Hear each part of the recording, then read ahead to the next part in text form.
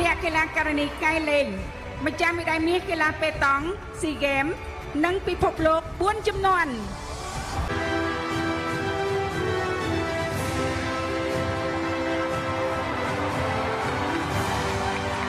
កីឡាករនីជ័យសុធារា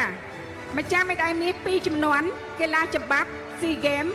2009និង2013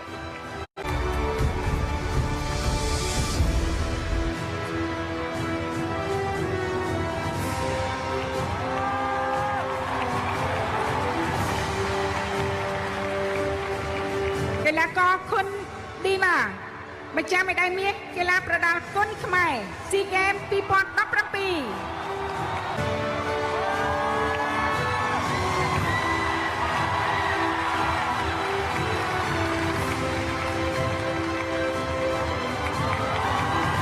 វិរៈកីឡាករនីសនសៀមី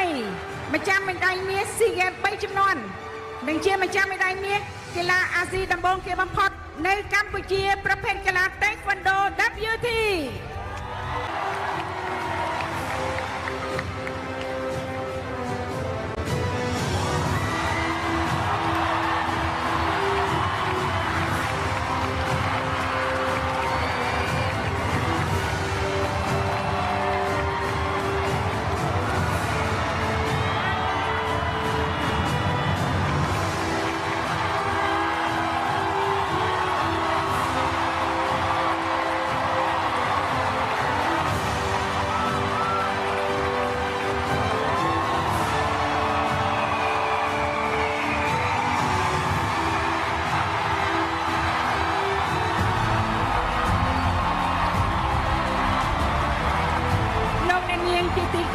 ជាទីមេត្រី